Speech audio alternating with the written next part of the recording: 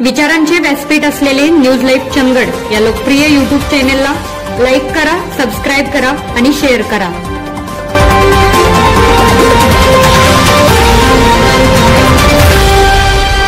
नमस्कार, news live मध्ये आपल्या सर्वांचं स्वागत। आज आम्ही आहोत कुंदूरमध्ये आणि आज चंदगड विधानसभेच्या निवडणुकीचा प्रचाराचा शेवटचा टप्पा पार पाडत आहे। आमच्यासोबत काही तरुण आहेत, त्यांना विचारणार आहोत की त्यांच्या मनातील आमदार कोण आहे। दादा, तुमच्या मनातील आमदार कोण आहे?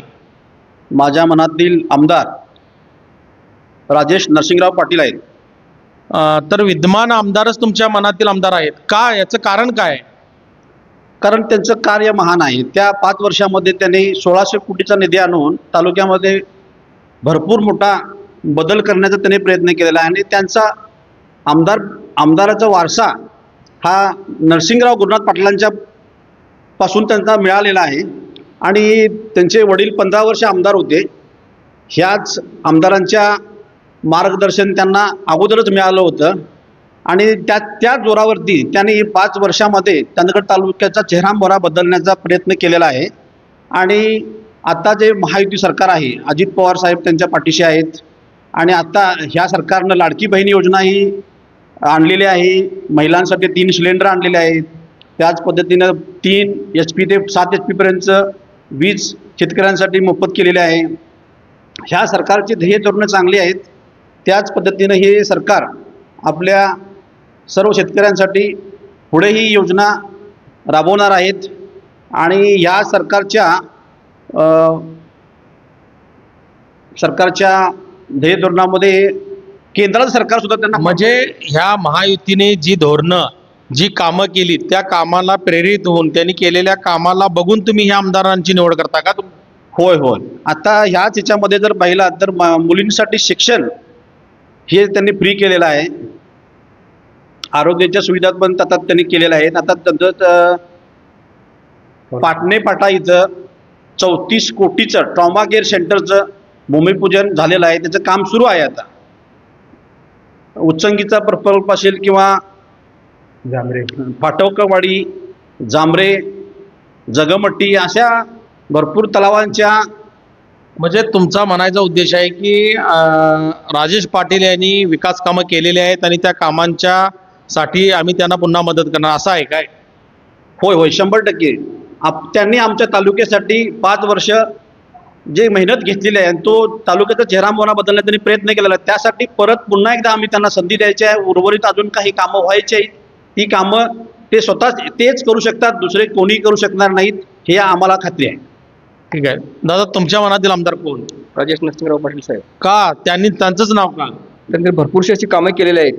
मग तसं दौलत कारखाना 10 वर्ष बंद होता, ते सुरू करणारे मानसिंग खोराटे पण रिंगणात आहेत। त्याच्यानंतर 100 कोटीचा निधी शिवाजीराव पाटलांनी आणलेला आहे, त्यांनी पण उमेदवारीच्या रिंगणात आहेत। त्यानंतर अप्पी पाटील ते पण उमेदवारीच्या रिंगणात आहेत। नंदाताई बाबुळकर, ज्यांच्या पाठीमागे खूप मोठा वारसा आहे आणि स्वर्गीय बाबासाहेब कुपेकरांनी केलेली कामं आहेत, ह्या सगळे कामं घेऊन आज उमेदवारीच्या रिंगणामध्ये आहेत। असे सर्व असताना फक्त तुम्ही राजेश पाटलांचंच नाव घेता, काय नेमकं?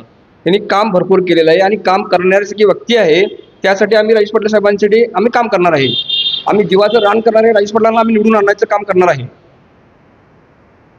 आणखीन भरपूरशे ह्या पद्धतीने तुम्हाला गरीब जनता कुणालाही कधीही फोन केला तरी ते फोन उचलणारे व्यक्ती आहेत आणि एकदम शांत स्वभावाची व्यक्ती आहे। त्यासाठी त्यांच्या स्वभावाला भाळून आम्ही त्यांचं काम करत आहोत। काम म्हणजे काय? तुम्ही प्रचार यंत्रणेमध्ये खूप राबलेला? खूप काम करणार आहोत आणि केलेलं आहे।